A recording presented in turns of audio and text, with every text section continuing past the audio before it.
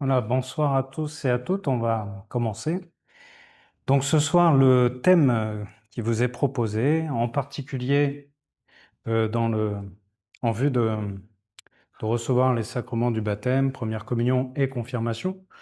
Et puis c'est utile pour tout baptiser. Voilà, vivre du baptême suppose qu'on cultive cette vie. Et, euh, et le sujet de ce soir, est d'actualité parce qu'il va rejoindre les textes de dimanche prochain. Et puis vous le savez peut-être, mais on approche bientôt du temps du carême. Et vous verrez qu'il y a quelques liens. Donc le sujet ce soir, c'est la loi et la grâce et le don de l'Esprit Saint qui a à voir avec ça. Pourquoi j'ai souhaité aborder ce thème qui est parfois euh, peu abordé en fait dans la préparation, parce que j'ai souvent des musulmans qui viennent me voir, et puis quand on parle du carême, ils disent vous avez le droit de, est-ce que c'est permis? Et en fait, pour nous, le carême ne se présente pas tout à fait de la même manière. On a un rapport à la loi pour les chrétiens. Jésus a dit, je ne suis pas venu abolir la loi, mais l'accomplir. Donc il y a un changement avec la venue de Jésus par rapport à une alliance, la première alliance, l'Ancien Testament. Euh, et chez les Juifs, c'est toujours cette alliance-là qu'ils vivent. On appelle ça la Torah, ça veut dire la loi. Et puis, chez les musulmans, on retrouve quelque chose d'assez semblable. Le rapport à la loi est assez similaire à ce qu'on peut trouver dans l'Ancienne Alliance. Mais Jésus est venu inaugurer une nouvelle alliance et je vais essayer ce soir d'aborder quelques points qui vont permettre de mieux comprendre comment nous, on est invités à vivre euh, la loi de l'amour. Voilà. C'est plus tout à fait exactement la même chose. Même si euh, la loi, la Torah, comment dire, a été donnée en vue d'une loi d'amour. Hein. C'est pas complètement étranger non plus. Vous avez un livre dans la Bible qui est un petit peu costaud, mais qui est accessible. C'est chez Saint Paul. L'apôtre Saint Paul a écrit plusieurs lettres et il en écrit à différentes communautés, notamment la communauté des Galates. Vous pouvez noter voilà, la lettre de Saint Paul apôtre aux Galates, parce elle est assez claire sur justement ce rapport de la loi et de la grâce. Pourquoi est-ce qu'elle est éclairante? Parce que euh, ça commence par une engueulade. Saint Paul les engueule. Pourquoi? Parce que euh, ils vivaient la loi de l'Ancienne Alliance, ils découvrent Jésus, et puis ils reviennent. Non, pardon, les Galates, eux, n'avaient pas ce lien avec la loi de l'Ancienne Alliance, mais ils découvrent la loi d'amour de Jésus, et puis ils se mettent à vouloir revenir à la première alliance, c'est-à-dire la circoncision, et puis tout ce que ça entraîne. Et il lui dit, mais vous avez trouvé quelque chose de mieux et vous revenez à l'ancienne alliance. Et ensuite, il va décrire pourquoi. Eh bien, il y a quelque chose de meilleur dans cette loi d'amour. Il dira notamment, tout est permis désormais, mais tout n'est pas profitable. Il rappelle que la première alliance, c'est pas la loi que donne Moïse, c'est d'abord Abraham. Et Abraham, pour être, pour que cette alliance soit vivante, existe avec Dieu, il suffit qu'il ait la foi. Et les promesses sont faites par rapport à cette alliance dans la foi. Et plus tard, la loi est donnée, elle aura son utilité, j'y reviendrai, mais Jésus nous fait revenir à la foi. Et Saint Paul dira, voilà, c'est par la foi que vous êtes sauvés. Parce qu'il y avait une dérive par rapport à la loi, c'était de pouvoir, enfin, c'était de- d'envisager qu'on peut être sauvé simplement en étant parfait par rapport à la loi. Et Jésus va montrer que non, on n'est pas parfait par rapport à la loi, c'est pas possible. Vous avez appris, voilà, tu ne tueras pas. Eh bien, moi, je vous dis, si vous vous mettez en colère contre votre frère, vous êtes passible de la géhenne de feu. Bon. Qui peut dire qu'il est parfait par rapport à la loi, envisagé comme ça? Eh bien, on voit qu'on est tout de suite limité. Donc, la loi, elle est bonne. Les 10 commandements, en fait, que beaucoup de sociétés reprennent la majeure partie, hein. Pas tuer, pas voler, pas d'adultère, hein, ainsi de suite. Donc, il y a une universalité quand même dans beaucoup de commandements. Peut-être pas celui d'adorer Dieu, qui est particulier, qui est le premier, mais sinon pour le reste, il y en a beaucoup qui sont assez naturellement envisagés par toutes les sociétés. Il y a quelque chose de particulier, c'est que beaucoup des commandements, en fait, c'est juste de ne pas faire le mal. Donc c'est 10 sur 20, quoi. C'est juste le minimum pour pas pour vivre correctement. Mais Dieu nous a créés à son image pour faire le bien, hein, pour une vie en plénitude et pas juste éviter de faire le mal. Et saint Paul dira, donc là je reprends dans la lettre aux Galates, c'est chapitre 3, verset 19, c'est notre sujet. Alors pourquoi la loi? Parce qu'il dit on a quitté cette alliance de la loi. Pourquoi la loi? Elle a été ajoutée parce qu'avant c'était la foi avec Abraham, elle a été ajoutée pour que les transgressions soient rendues manifestes. La loi va nous montrer qu'on est limité pour faire le bien. Elle ne va pas nous limiter, elle va simplement nous le montrer. On va pouvoir constater qu'on est pauvre quand même pour faire le bien. Et elle nous montre la direction, hein, qui est finalement de vivre notre vocation, créée à l'image de Dieu, pour bénir, dire le bien, faire le bien. Et Jésus est venu pour qu'on ait, avec son aide, la possibilité d'être saint comme Dieu est saint, d'aimer comme Dieu aime. Ça va plus loin que les 10 commandements. Et il va nous en donner des nouveaux. Aimez-vous les uns les autres comme je vous ai aimé. Si on voit comment Jésus a aimé, faut pas le dire trop vite, quoi. Faut mesurer ce que ça comprend. Donc il va nous donner un commandement nouveau, mais pas sans nous en donner les moyens. Et ce ne sera pas juste un rapport à la loi.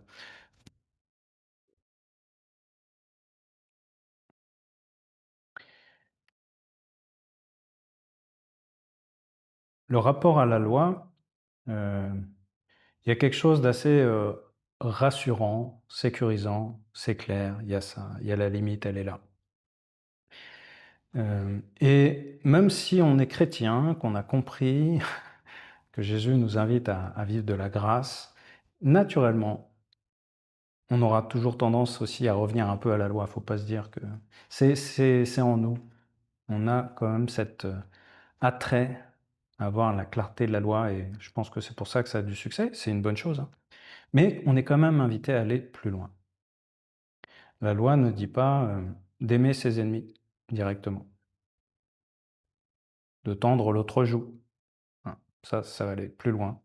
Ce sont des choses que Jésus va nous inviter à vivre, mais pas sans sa grâce. Donc il y a beaucoup de choses qui vont être possibles, qui vont aller plus loin que la loi, mais avec la grâce. C'est quoi la grâce? Euh, c'est tout ce qu'on peut faire de plus quand on fait les choses avec Dieu. On peut avoir une idée de ce que c'est que la grâce. Vous avez peut-être tous vécu une journée où tout se passe bien, ça s'enchaîne comme il faut, vous êtes bien présent là où il faut. Il y a une espèce de perfection dans le moment. Et bah, c'est pas quelque chose qu'on peut maîtriser. C'est juste quelque chose à accueillir. Et on peut pas, on peut travailler la technique, voilà, ça c'est la maîtrise, mais il y a le plus qui dépend pas de nous. Mais, enfin pas de nous complètement. En fait, on va pas pouvoir le créer. Mais par contre, on peut être disponible pour le recevoir. Si je suis là à vouloir tout maîtriser, je suis pas dans les meilleures dispositions. Je vais être tendu. Par contre, si j'ai travaillé et puis maintenant, bah, je fais ce que je peux, je suis disponible, je vais m'ouvrir à ce moment de grâce. La grâce, c'est ce qui vient de Dieu, mais je ne peux pas en faire des réserves parce qu'elle est toujours donnée maintenant. La grâce, c'est maintenant que je peux la recevoir. Je ne peux pas avoir la grâce que j'aurai demain. La grâce d'hier est passée. C'est le pain quotidien qu'on demande au Seigneur. Donne-nous aujourd'hui notre pain de ce jour. Ce n'est pas uniquement la nourriture, mais c'est aussi cette grâce. Cette grâce, elle est dans le fait de vivre en enfant de Dieu, hein, de chercher à vivre en enfant de Dieu. Dans ma prière, de me considérer comme un enfant de Dieu, hein. Si je veux le dire de manière courte, brève.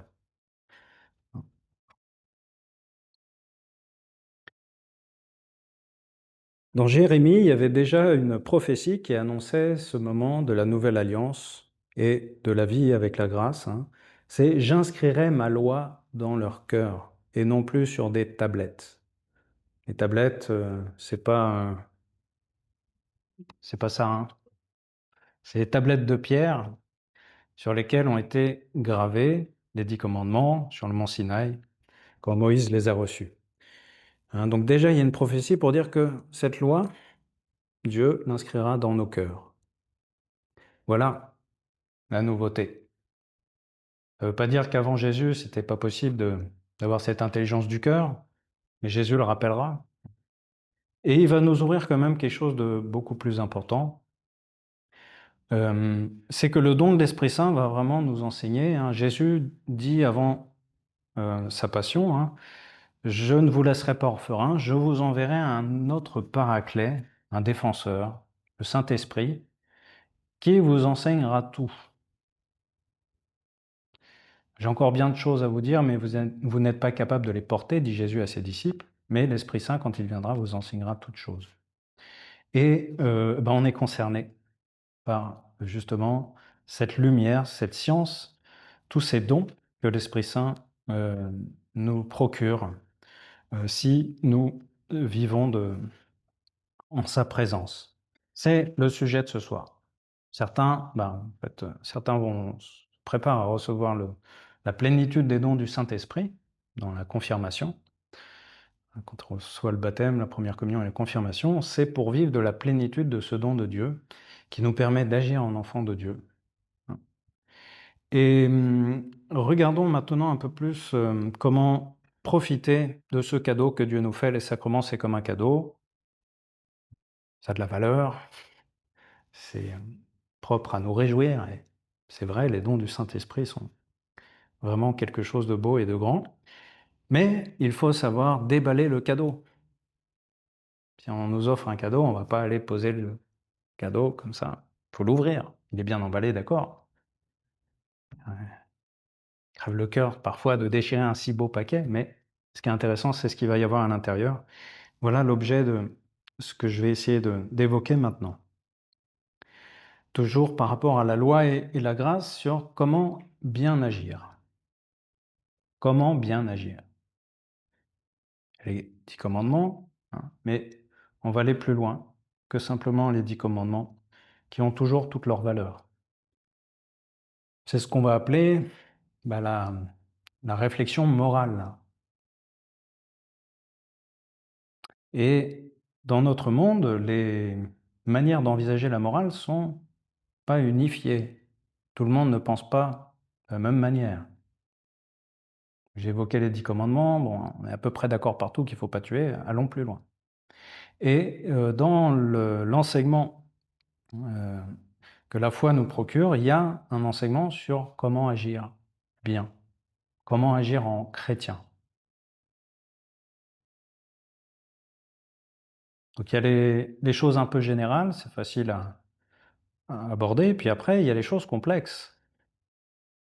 Je vais vous raconter une petite histoire, je suis désolé pour ceux qui l'ont déjà entendue, mais c'est pour montrer l'importance de réfléchir sur comment bien agir. Vous voyez une situation devant vous, vous avez une maison, devant la maison il y a un vélo, quelqu'un passe, il voit le vélo, c'est pas son vélo, il le prend. Là on a un jugement moral qui vient, en général. C'est pas son vélo et puis l'autre propriétaire sait pas, l'autre prend son vélo. Premier jugement moral. Maintenant si je vous dis, cet homme qui a pris le vélo, il a pris le vélo parce que il y a quelqu'un, il y a eu un grave accident et il va chercher des secours. On voit autrement la situation. Notre jugement moral a peut-être évolué. Maintenant, si je vous dis, le propriétaire du vélo, il vivait une période de chômage de longue durée, et puis là, il allait à son premier entretien.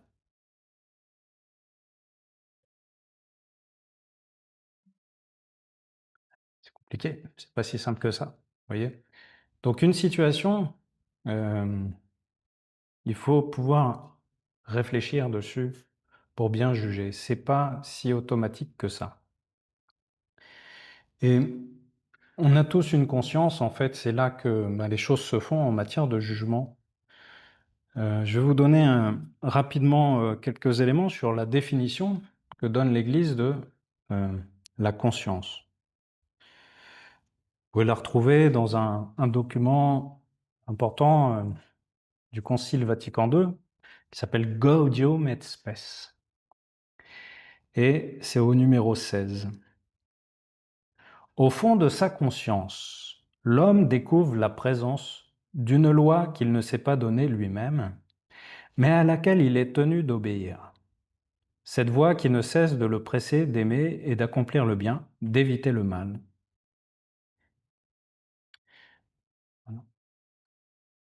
Donc on a tous en nous une boussole qui nous dit fais le bien, évite le mal. C'est un peu ça le, le cœur de notre conscience. Mais ça reste une boussole et ça ne nous donne pas les détails. Parce qu'après, voilà, faire le bien, c'est parfois complexe. Donc il va y avoir pour comment bien agir deux choses, deux efforts. Deux efforts et on sera obligé de travailler sur les deux parce que s'il y en a un qui ne va pas, ça n'ira pas. Si je veux bien agir, il faut que je prenne la peine de réfléchir.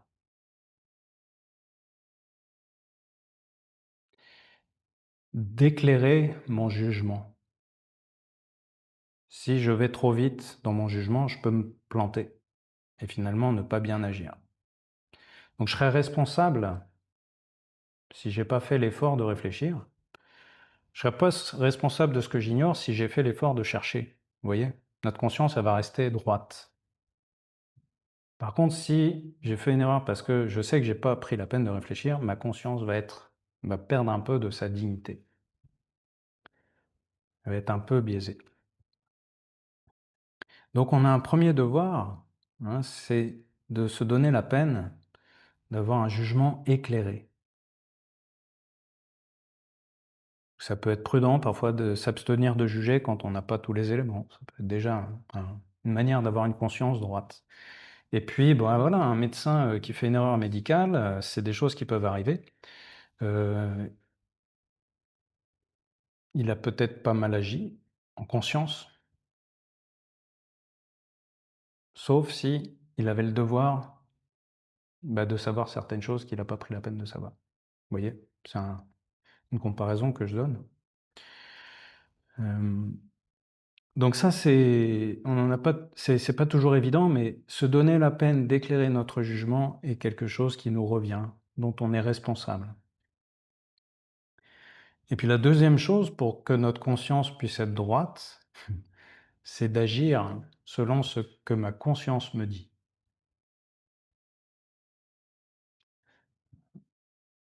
Donc c'est comme un organe à l'intérieur de nous, la conscience, avec sa boussole, fait le bien, évite le mal. Et puis, pour qu'il y ait une vie morale, comment dire, saine, source de joie, source de paix, il faut que je prenne la peine d'éclairer mon jugement et qu'ensuite, le deuxième effort, c'est de chercher à vivre ce que ma conscience me dit.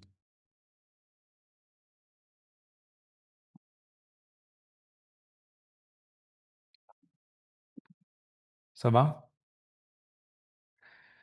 Alors après, la vie de notre... comment dire? Parfois, on sait les choses et on n'agit pas, on n'agit pas selon ce que notre conscience nous dit. Ça a des conséquences. C'est que ça va nous affaiblir, notre volonté va être moins forte. C'est-à-dire que moins j'agis selon ce que je pense devoir faire, moins j'ai le sentiment de ma dignité, moins je vais avoir d'élan pour agir conformément. Au contraire, si j'ai conscience de ma grandeur, de ma dignité, je vais avoir un tonus intérieur pour agir selon ma conscience. Donc un très bon remède pour retrouver le sens de cette dignité, de l'importance de nos actes, eh bien ça va être la confession, le sacrement de réconciliation. Vous allez comprendre pourquoi il est puissant, parce que c'est un moment où je peux dire à Dieu, Seigneur, ça je l'ai fait, je savais que c'était mal, je l'ai quand même voulu, mais c'est pas ça que je veux être. Et lui, en échange, nous redonne la lumière sur toute notre dignité, notre capacité à faire le bien. Et ça nous redonne un élan pour agir selon ce que notre conscience nous dit.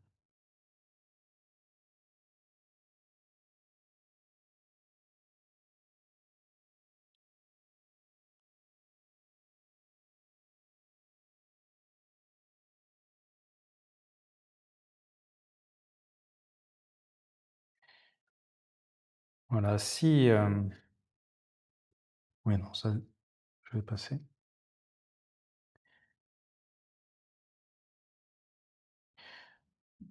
Voilà, et je reviens maintenant sur la question d'éclairer notre jugement.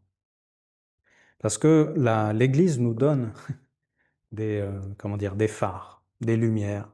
Et c'est peut-être pas toujours évident de les accueillir, accueillir ces repères que l'Église donne, ne serait-ce que parce qu'on vit dans une société qui ne les partage pas tous, ces repères.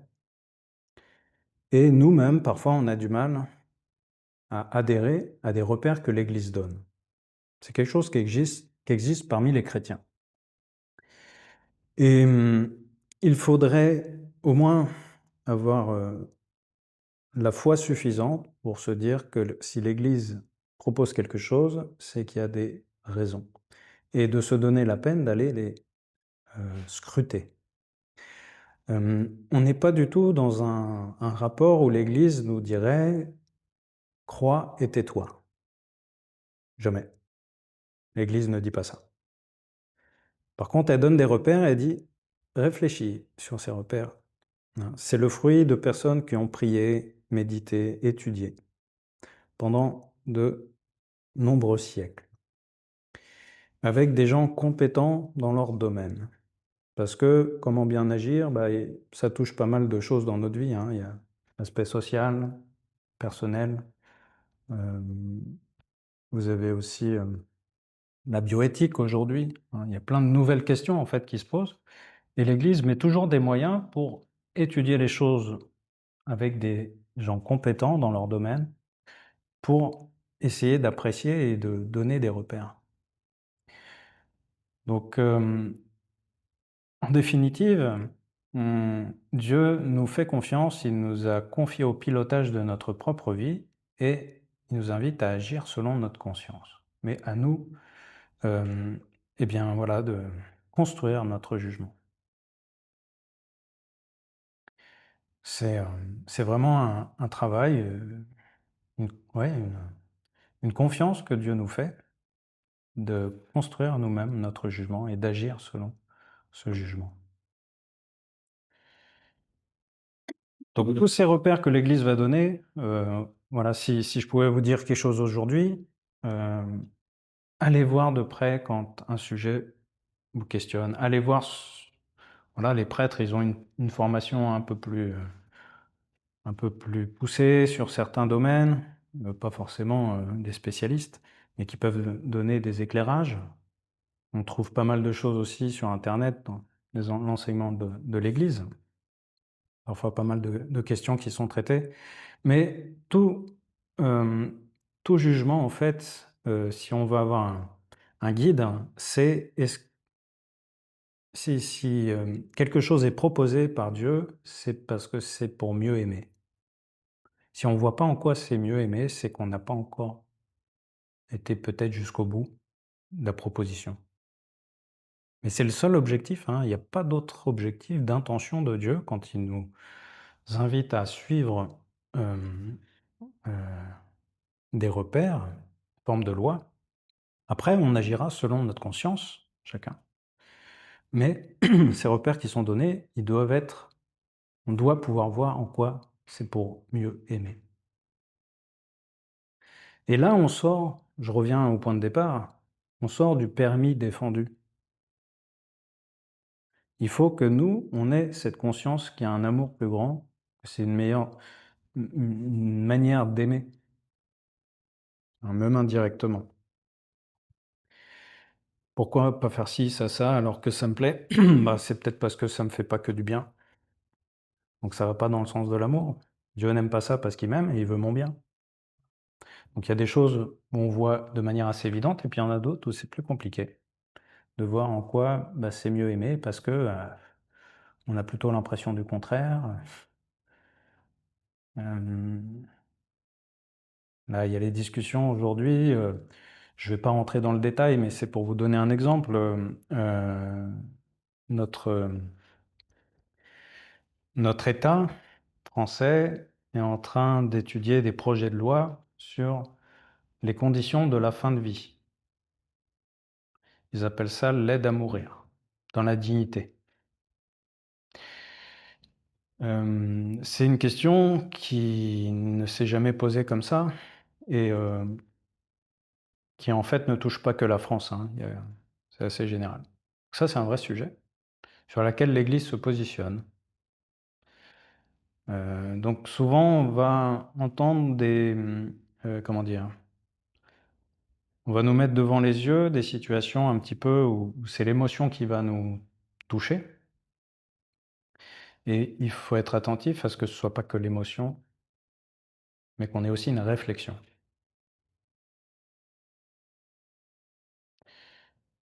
Donc voilà, si jamais ce sont des sujets qui vous intéressent, moi je sais que j'ai déjà, organisé des conférences avec des gens qui connaissent le sujet, qui nous permettent d'avoir un peu des éléments. Mais voilà, ça c'est des sujets d'actualité, par exemple. Ah mais ça vient toucher un commandement important, hein. Tu ne tueras pas. Voilà. L'Église dit l'euthanasie, parce qu'il faut quand même l'appeler comme ça, est quelque chose qui, nuit aussi bien à la personne concernée qu'à l'entourage et à une société. Alors ça paraît pas évident, on va mettre la souffrance en avant, mettre la fin à la souffrance, oui, mais heu, je vous donne quelques éléments rapidement, mais ce que maintient la révélation, c'est que la vie est sacrée et quand on dit sacré, c'est on n'y touche pas. On n'a pas le pouvoir de toucher à la vie sans, eh bien, nuire gravement à notre être profond. Voilà et je passe. Donc quels que soient les sujets, qui concernent, comment bien agir, il y a des outils, il y a des moyens d'éclairer notre jugement. Voilà. Si vous pouvez repartir ce soir en disant Dieu m'a confié la responsabilité de mes actes, il m'a donné une intelligence, avec en plus le don de l'Esprit Saint, il me donne l'éclairage du cœur aussi, pour justement bien agir. Donc ça, c'est quelque chose qui m'a paru important de partager dans un parcours de, de vie de baptisé. Et je pense, m'arrêter là dans un premier temps. Je ne sais pas si vous avez des questions tout de suite, sinon je proposerais qu'on se retrouve peut-être en petit groupe et peut-être de partager sur quels sont pour vous les moments où vous avez peut-être revu votre jugement. Alors ça peut être par rapport à des positions de l'Église ou dans votre vie personnelle. Voilà, comment est-ce qu'on peut être amené parfois à je pensais ça et puis je me suis aperçu que. Et quels sont les moyens que vous avez pu prendre pour éclairer votre jugement, dont vous avez conscience, dont vous vous rappelez? Alors ça peut être dans le cadre de la foi, mais pas uniquement. Je ne sais pas si c'est clair comme question. Voilà. Est-ce que vous avez des questions là déjà tout de suite?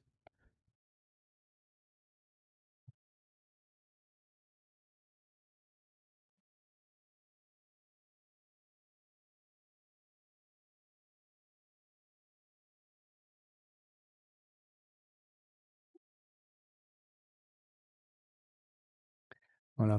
Alors, et peut-être aborder un point, c'est la question de l'obéissance. Quand on parle de loi, c'est pas tout à fait étranger. Est-ce que, en tant que baptisé, on est tenu d'obéir? Oui, à Dieu. Et puis après, on peut avoir des personnes qui vont avoir une responsabilité et avec qui je vais pouvoir obéir dans un cadre bien délimité. Il y a eu des dérives au cours des siècles quand bien l'obéissance a peut-être pas bien été perçue. Mais si on lit la règle de Saint Benoît, l'obéissance, elle a ses limites. On obéit au Père Abbé dans certaines limites. Et ceux qui ont connu l'ancien catéchisme, on disait, on doit obéir, sauf si ce qu'on nous demande vient atteindre la foi ou les mœurs. Voilà, si, par exemple, moi, le pape me dit Jésus n'existe pas, ce qui paraît impossible, puisque Jésus a garanti qu'il nous donnera la foi, ou un supérieur me dit bonsoir. S'il me dit voilà, Jésus n'est pas ressuscité, je ne suis pas tenu de croire ce qu'il me dit. Et je ne dois jamais obéir à quelque chose qui m'est demandé si j'ai le sentiment en conscience que c'est mal. Important. L'autorité la plus haute à laquelle on doit obéir, c'est notre conscience. C'est bon à savoir. Même si Jésus m'apparaissait, il me dit de faire quelque chose et moi, honnêtement, j'ai l'impression que c'est pas bien. Bien, l'Église me dit, tu dois obéir à ta conscience. La foi me dit ça. Donc après, si on me demande d'obéir et que c'est entre un bien ou un mieux, bon, selon le contexte, par souci de communion, je peux renoncer à un mieux pour un bien. Hein. Mais voilà, l'obéissance, c'est pas supprimer notre maturité. On est des adultes. On est appelé à être adulte et ça ne doit pas être servile. On ne doit pas renier notre intelligence. Donc on est vraiment invité à agir en comprenant pourquoi on fait les choses pour que notre conscience, elle adhère. Si on n'adhère pas, il y a des sujets où c'est pas grave et puis il y a des sujets où c'est plus grave.